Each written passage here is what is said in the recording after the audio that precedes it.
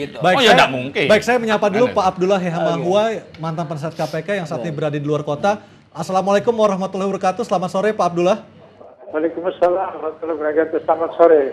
Pak Abdullah, sudah sejak Desember lalu BPK menyerahkan hasil audit investigasinya dalam kasus sumber waras ini ke KPK. Namun hingga bulan April ini belum ada tanda-tanda untuk naik ke tahap penyidikan. Komentar Bapak seperti apa, Pak? Ya, kalau memang audit investigasi ada, tinggal lagi bagaimana teman-teman penyidikan melakukan pendalamannya. Kalau ternyata bahwa hasil audit investigasi BPK itu dari audit kemudian sudah unsur KUHP dan Undang-Undang 9 untuk satu, maka tidak ada alasan teman-teman penyidik KPK untuk tidak meningkatnya kepada status tersangka. Baik. Persoalannya adalah bahwa apakah yang dilakukan oleh teman-teman di KPK itu sudah sesuai dengan SOP yang ada di KPK. Baik, Pak Abdullah, apakah sesungguhnya dengan kondisi seperti ini ketika BPK belum ada tanda-tanda untuk menaikkan kasus ini ke tahap penyidikan, apakah sebenarnya KPK tidak terlalu yakin dengan apa yang dikerjakan oleh teman-teman BPK? Apakah ada indikasi seperti itu, Pak? Bukan, kan harus dipisahkan antara audit dekat dengan ketentuan KUHP dan ketentuan Undang-Undang 31. Baik. Satu audit atau tidak, itu yang bisa saya katakan teman-teman di KPK melakukan pengkajian, melakukan pendalaman. Kalau memang sudah menemukan unsur dua alat bukti, maka tidak ada alasan tidak menetapkan tersangka sumber waras itu. Baik, Pak Abdullah, kami tidak terlalu jelas mendengar suara Anda karena terganggu biasanya, tapi saya masih ada pertanyaan lagi Pak untuk Bapak. KPK mengatakan masih mencari adanya niat jahat ataukah tidak dalam pelanggaran prosedur pembelian lahan di Rumah Sakit Sumber Waras. Bagaimana masyarakat bisa memahami, Pak, apa alat ukur yang dipakai untuk bisa menentukan seseorang itu melakukan niat jahat atau tidak, Pak Abdullah? Ya, pertama di dalam Undang-Undang Tindak Pidana Korupsi itu ada perbuatan, ada 3 perbuatan korupsi yang di situ memang tidak ada eksplisit disebutkan kata-kata motif atau niat jahat melakukan itu. Kalau misalnya pasal 2 ayat 1 itu menyebutkan bahwa jika terjadi tindakan melawan hukum yang mendatangkan kerugian negara atau perkebunan negara yang kemudian mendatangkan keuntungan bagi diri pribadi, orang lain atau korporasi, maka kemudian itu jadi hukuman bla bla bla bla. Jadi oleh karena itu maka tidak ada di dalam Undang-Undang Tindak Pidana Korupsi menyebutkan niat jahat atau motif seperti itu. Tetapi dalam KUHP memang ada disebutkan tentang motif atau niat itu.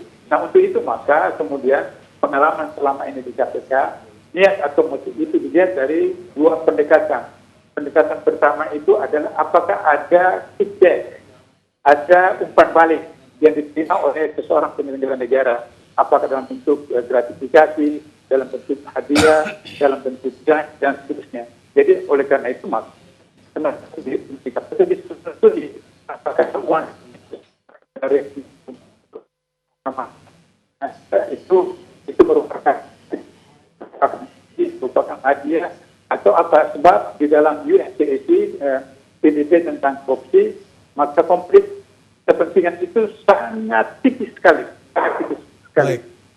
Harusnya kan seperti misalnya Ahok sebagai gubernur, dia ada penyelenggara negara, tidak boleh menerima sesuatu dari mitra kerja atau dari mana saja yang itu tidak dilaporkan oleh KPK sebagai hadiah atau itu.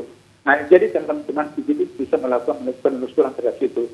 Satu. Yang kedua, indikator bahwa ada tindakan niat jahat itu bisa lihat bahwa ada tindakan yang melawan hukum atau tidak.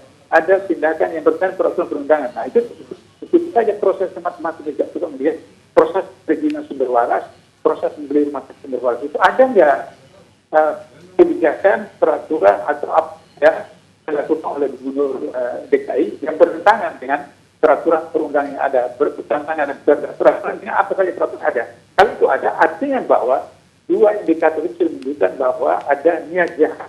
jadi seorang penyelenggara negara yang melakukan suatu kebijakan. Itu Baik. saja sederhana secara jalan keluar. Baik, ketika BPK mengatakan ada kerugian negara Pak sebesar 191 yang kemudian oleh DPR dikatakan menjadi 173. Apakah itu bisa menjadi landasan yang kuat bagi KPK untuk menentukan kasus ini ya bisa naik ke tahap penyidikan ataukah justru akan berhenti di poin ini aja Pak?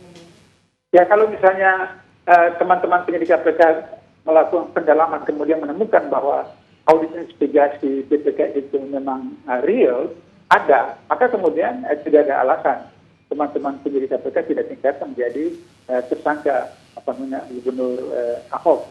Nah persoalannya adalah bahwa seperti saya katakan tadi, apakah teman-teman penyidik KPK melanggar SOP, melanggar kode etik? Kalau misalnya penyidik KPK melanggar SOP atau kode etik, maka pengawas internal KPK bisa melakukan pemeriksaan terhadap anggota Satgas yang kemudian bisa ditetapkan dalam proses pemeriksaan pelanggaran kode etik, sehingga kemudian itu bisa dikenakan sanksi. Tapi kalau ternyata penyidik KPK mengikuti proses SOP, ada kode etik ada, kemudian sampai kepada pimpinan di gelar perkara, terus kemudian pimpinan kemudian mengatakan itu tidak memenuhi syarat, belum memenuhi syarat dan seterusnya, padahal menurut penyidik itu sudah signifikan, apalagi kalau misalnya ditantang ahli oleh penyidik dan itu dikatakan bahwa itu sudah signifikan, maka kemudian ada dugaan pimpinan KPK atau anggota pimpinan KPK yang cenderung atau melakukan pelanggaran kode etik, melanggar SOP. Baik, dan sejauh ini Bapak melihat apakah penyidik atau komisioner KPK masih bekerja di dalam koridor SOP yang telah ditetapkan ataukah seperti apa Pak Abdullah? Ya, saya kan sudah di luar, jadi saya belum bisa mengatakan ya atau tidak, tapi saya hanya sebutkan kaidah-kaidah yang berlaku di KPK selama saya masih aktif di sana, bahwa kalau pimpinan kemudian melanggar kode etik SOP, maka kemudian pengawas internal akan merekomendasikan untuk kemudian membentuk komite etik memeriksa anggota KPK, anggota pimpinan KPK tersebut untuk diperiksa bahwa itu melanggar kode etik atau tidak. Itu SOP yang ada di KPK. Jadi kalau satu orang komisioner, dua orang komisioner, tiga orang komisioner, maka kemudian dibentuk komite etik untuk kemudian melakukan pemeriksaan. Jadi saya sarankan pengawasan internal KPK melakukan pemantauan serius, melakukan pengkajian dengan komunikasi dengan teman-teman penyidik, apakah betul semua yang disampaikan oleh BPK itu memang signifikan atau tidak. Kalau signifikan, maka kemudian ada alasan pengawasan internal untuk meminta kepada pimpinan KPK untuk membentuk komite etik untuk memeriksa pimpinan yang bermasalah. Baik. Baik Pak, kalau dari pandangan Bapak sebagai mantan penasehat KPK Pak Abdullah, menurut Bapak apakah kasus ini sewajarnya naik ke tahap penyidikan ataukah justru berhenti di tahap penyelidikan Pak? Nah, kalau memang audit BPK itu memang signifikan, maka itu sudah bisa dan kalau sudah dijalankan oleh teman-teman penyidik KPK bahwa itu memang temuan, maka berarti itu sudah memenuhi unsur kerugian negara dan pasal 2 dan kemudian terjadi ada penyalahgunaan jabatan kewenangan itu pasal 3, maka kemudian sudah bisa ditetapkan sebagai tersangka, proses penyidikan tersangka. Itu bisa kalau sudah memenuhi unsur itu. Baik Pak Abdullah Hemahua, terima kasih atas waktunya berbincang bersama kami Pak di iNews Petang. Selamat sore, Assalamualaikum warahmatullahi wabarakatuh. Pak Boy, tadi kita sudah mendengar pernyataan Pak Abdullah Hemahua, mantan penasehat KPK yang mengatakan kalau memang KPK tidak bekerja sesuai koridor, itu bisa disidangkan oleh komite etik. Komentar Anda. Ya, BPK pun juga begitu. Kemarin yang F-Dinal dalam kasus lahan kuburan yang ada Jakarta Timur dinyatakan dia melanggar etik dan dicopot jabatannya. Terus kemudian terhadap satu laporan berkaitan dengan sumber waras dinyatakan oleh BPK komite etiknya tidak ada pelanggaran SOP. Artinya dari proses itu bisa kita lihat dari versi BPK sendiri loh ya, penilaian itu tidak ada versi itu pelanggaran etik segala macam. Dan kemudian sebenarnya kita selesai yang LHP itu sudah investigasi. Investigasi itu atas permintaan KPK sendiri. Sekali lagi saya ulang-ulang, LHP aja bisa dijadikan dasar penyidikan. Apalagi ini investigasi yang diminta KPK. Itu loh, otomatis KPK kalau toh nanti misalnya ini meneruskan atau tidak meneruskan, dia harus memberikan penjelasan yang panjang. Dan BPK pun maka kenapa saya tarik menjadi pohon 2 di pra-peradilan itu, biar begini bisa adu argumen gitu, versi saya yang masyarakat, versi KPK dan versi BPK. Di kasus ini apakah Anda melihat juga ada andil dari sumber waras dalam kasus ini? Ya ada beberapa yang terkait dengan dokumen-dokumen misalnya begitu kan. Kemarin kaitannya dengan rencana jalan akses yang di sini untuk langsung bisa kelihatan jalan besar langsung akses. Tapi ternyata ini adalah milik orang Sin Minggui dan juga tidak ada izin dari pembina yayasan. Nah itu berarti artinya ini belum ada kelengkapan. Sorry, artinya belum ada kelengkapan. Gitu. Jangan dulu masuk sampai di sana karena itu kan urusan rumah tangga yang mana di dalam bukan Mas Fabrius, kan ada perjanjiannya dijanjikan akses di sini. Betul, nah betul. gitu loh. Dan itu dokumen yang ada buktinya. tidak ada izin pembina, gitu loh. Izin pembina itu siapa? Kalau para pihak menyepakati, artinya kajian terhadap legal dokumen itu tidak ada persoalan. Enggak. Ini kan interpretasi, seperti Pak. ini penjualan yang di Gitu. sini, ini ada izin Enggak pembina. begitu. Selesai, clear. Karena ini yayasan, maka ada izin pembina yayasan. Tapi ketika jalan akses ini kan juga dilepaskan. Ini belum ada izin pembina. Meskipun ada surat bisa dari aja Bupati nanti juga, dilengkapi pembina. Tapi bagi versi Pemprov DKI, ini sebenarnya belum bisa dibayar 100%.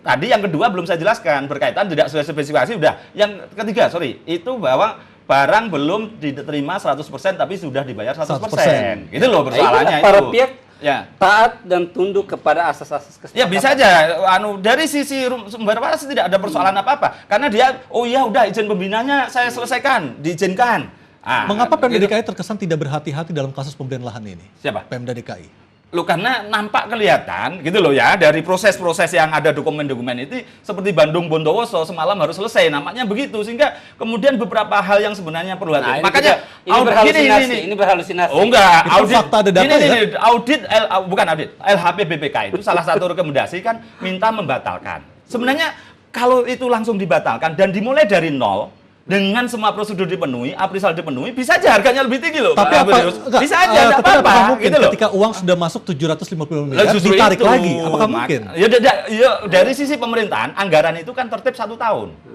Yang terlambat 1 hari aja dibayar nggak boleh kok. Gitu loh. Jadi ini ada mekanisme memang bahasanya gini loh. Kenapa pemerintah itu harus perlu tender atau pemilihan langsung atau penunjukan langsung dengan mekanisme pembanding segala macam itu karena ini duitnya nenek kita, artinya seluruh rakyat Indonesia gitu loh, bukan nenek gue. Artinya tidak ada pembanding, tergesa-gesa, terus ada beberapa aturan yang juga berpotensial dilanggar. Iya, dan kemudian ada informasi sih, nanti biar pengadilan nanti kita buktikan atau KPK sendiri, misalnya ada yang di backdate, tanggal mundur, segala macam, informasi-informasi seperti itu. Makanya ya kita lihat nanti kan gitu. Oke, tanggal mundur apakah sedikit saja Pak Saiful, apakah itu juga ada andil dari sumber waras? Enggak, dari Pemda DKI sendiri. Kalau ini dari sisi saya adil aja. Kalau sumber waras menyatakan pelepasan itu Maret 2015, pernyataan yang melepaskan aset tadi, itu Maret 2015 ditulis, meskipun itu sebenarnya, ini harusnya kan selesai sebelum Desember 31, tapi ini ditulis juga 15 Maret, pelepasan yang ini pojok ini tadi, gitu. Jadi, tapi kemudian SK Gubernur, SK Kepala Dinas, juga beberapa pertemuan segala macam sudah ada sosialisasi publik, ternyata malah undangannya belakangan, misalnya begitu-begitu. Jadi inilah. Pak Boyamin, terima kasih, waktu kita sudah habis. Pak Saiful juga terima kasih. Kita tunggu langkah KPK dalam kasus ini seperti apa ujungnya. Terima kasih, selamat sore.